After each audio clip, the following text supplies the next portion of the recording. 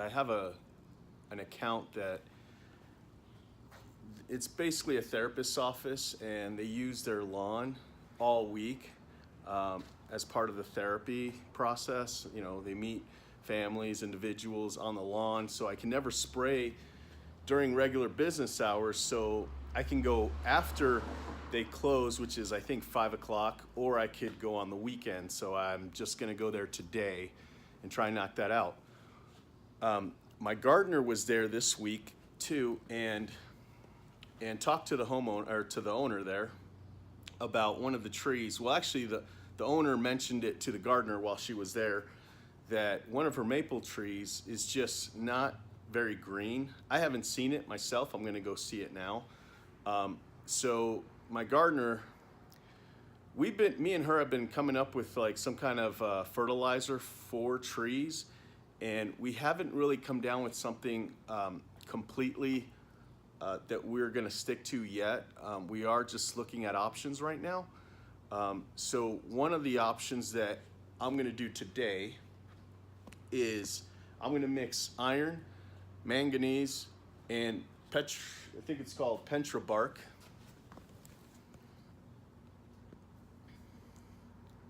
So this is a surfactant that I will be putting in my backpack sprayer, so I could spray the tree trunk, and then the iron will go in there. So I'm using this brand. It's called Humagrow Turf.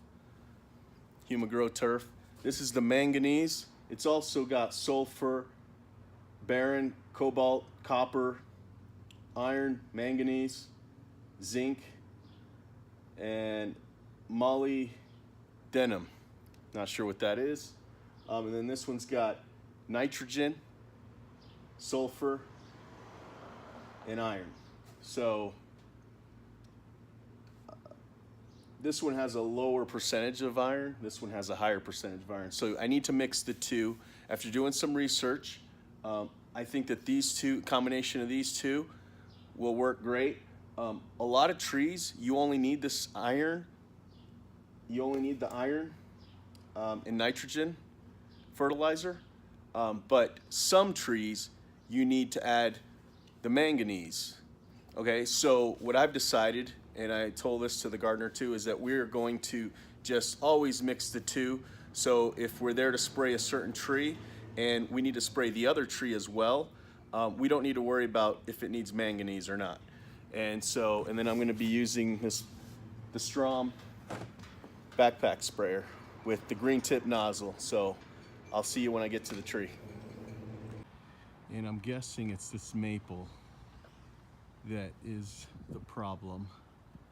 You can see it's like lime, almost like neon yellow. So what I'm gonna do is, I didn't realize it was really small. So, I mean, it looks like it has some damage here too. So I'm not sure what's going on with this tree, but it doesn't look super healthy for sure. So I'm gonna spray it, and I'm gonna check on it every week. I may not spray it every week, but I'll definitely come check this every week. The root flare looks pretty bad too.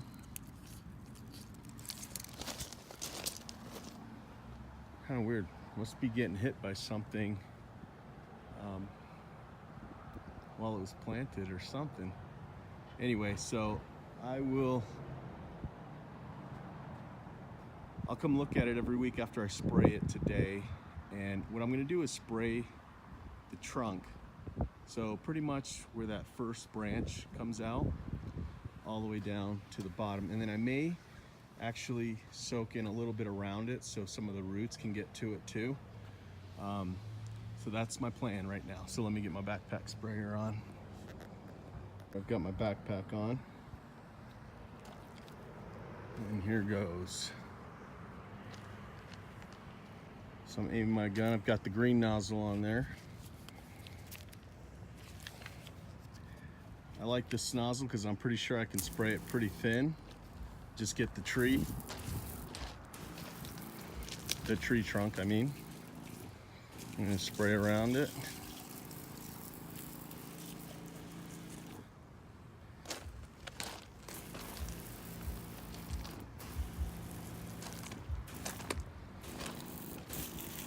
I'm gonna try and get in there.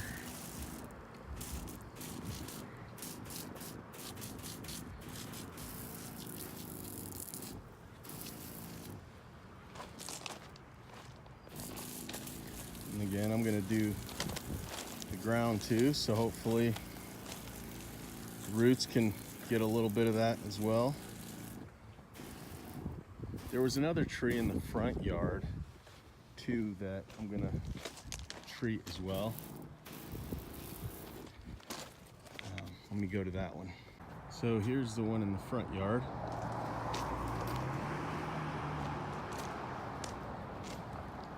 Doesn't look as bad. It still has some of that light green color, so I don't know from this angle if you could really see it too much, but maybe with this angle you can. So I don't know. I figure it's small enough that it probably could benefit from some fertilizer.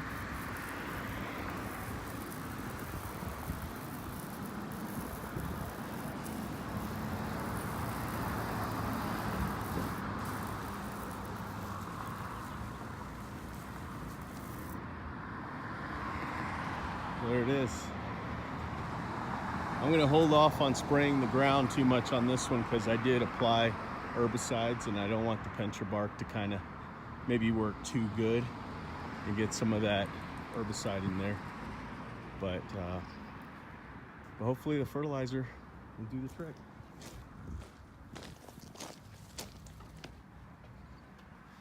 So I'll come back I don't know if I'm going to come back every Saturday, but I'll definitely try to come back once a week, take pictures of that tree and see what happens. Based on this mix, I mean, I would guess that I would see results in the first 3 to 4 days. So maybe I'll come every day for the first week. The thing is, it's kind of at the end of my service area, so it's pretty much at the farthest end of my service area. So I don't know if I want to drive out here every day, but I may do it because I definitely want to see this product and how it works. This is a great tree to test it on. You can see it's definitely low in iron, and so I want to see this tree green up. Today is the first day of our sprinkler division. So we've been doing sprinkler work, so that's not technically true. We've been doing sprinkler work, but today's the day where we've got the guy that I hired specifically to do sprinklers. His name's Jose. But when I hired him, we were so busy and slammed with big garden jobs that I told him once we get that caught up, then I'll put him in the sprinklers, and then he can do sprinklers. He has 20 years experience, so so this is a real sprinkler guy. Like Justin is a sprinkler guy too, but there was a lot he didn't know how to do. So he would do mainly repair heads and sprinklers and nozzles and things like that. But today, on our first job on the sprinkler division dispatch board, is replacing a water main, a stop and waste. So that'll be the first job. The second job will be replacing an inlet valve on a backflow. So these are bigger jobs that just not everybody can do. So I'm pretty excited. And then what's cool is if we get when the garden guys slow down and there aren't that many garden jobs, we're going to use them to help Jose do full installations.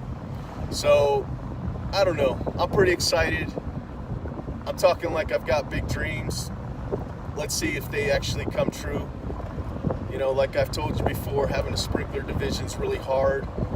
I'm trying to do it right. I've got one guy who knows what he's doing. He knows he's going to do snow removal in the wintertime. I'm paying him pretty good. This should hopefully all work out. He's been with me now for over a month. Super reliable guy, super trustworthy, got a great attitude with whoever he works with. He'll let me know when he's seeing something that he doesn't think is right or can be better. So I feel really good about this. I told him that we need to start training sprinkler techs immediately so he doesn't have too much on his plate all the time. So that's my job. I got to find somebody. So hopefully I can. Somebody to help him dig for a little bit and at the same time learn from him. And then eventually he can start doing things on his own. Some of the easy stuff like that Justin was doing type things. So anyway, this could be exciting. We'll see how it goes. Yesterday I bought a Dodge Grand Caravan, and that's gonna be the sprinkler mobile. I don't want to spend too much money on a truck. The van was $700. I wanted to paint it and put signs on it and decals and things. So I wanted something that was cheap. And I thought a van could be a good idea because you've got a lot of storage space. So we'll take out the plastic paneling, take out the seats in the back, put some shelves with buckets. I don't know, we're gonna try that out, but for now it's still at Mako. I just dropped it off yesterday. I just bought it yesterday and I drove it straight to Mako. I haven't even registered it yet. I'm gonna wait till it's painted because I know that could take a week or two. So right now he's driving kind of like my red spare truck that I have at the shop in the meantime.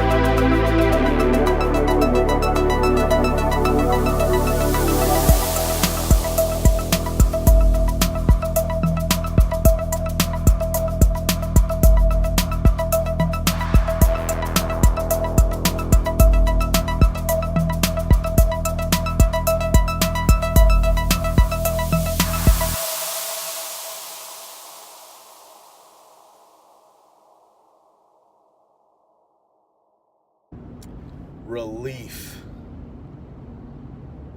Not necessarily relief because I didn't think he could do it or because I was all worried it wasn't going to work out great. I'm just relieved that we have a sprinkler guy. Over the years, I've been trying to sub-work out to people, especially to take care of our current like mow customers or fertilizer customers that have like issues with sprinklers, and I want to help them out so badly that I pretty much say yes, and that's why we have done sprinklers this whole time, but on a really minor scale where we do just small repairs, just nozzles, sprinklers, occasional pipe, but for the most part we don't have that much time to sit in a property and go through their whole sprinkler system or whatnot. So it's always been hard to sub that work out because, you know, all the sprinkler people get so busy, they don't want to worry about my customers. They got to worry about their own customers. So I'm just relieved we have a sprinkler guy. Did a great job yesterday. Not bad for his first day in sprinklers, fixing a backflow preventer, fixing a water main stop and waste. Couldn't be happier right now. I mean, those two jobs are probably the hardest jobs for a residential property with sprinklers. So if on my first on the first day of the sprinkler division he can knock those jobs out, I know that we're not going to have a problem with anything else coming our way. The only other hardest thing there is now are some wiring. Sometimes there's some wiring issues, which I know some people think that's the easy part. I tend to think that's on the top 3 or 4 hardest things to do in sprinkler systems. And then there's valves, but valves is really easy compared to what he did yesterday. So again, I'm really super happy. I'm excited that we can confidently tell customers that we'll do their sprinklers for them. So anyway, like I said, I'm feeling good today. It's Saturday. I'm gonna try and work on some equipment real fast and have a great weekend. And then we come back to work on Monday, which is Memorial Day. And everybody, we've got a couple of people that requested that day off like months ago, so, or right when they got hired. So some of the people are going to be absent, but that's fine. Everybody else that comes into work, we're going to mow lawns, everybody, and we're going to try and get done as early as possible so that everybody can go home, go have barbecues, or do whatever they're going to do today. So that reminds me, I need to buy a grill. We moved into my new house in December. We left the old grill at the other house it's now our rental home. And I told my wife I was going to buy a new grill, and I haven't gotten one yet. And we usually grill on this day, so I'm probably going to go buy a grill later today. So anyway, look at me, all happy, looking forward to the weekend now that I had a great, I don't know what you want to call it, great experience with the sprinklers this morning. So have a good day. Happy holiday.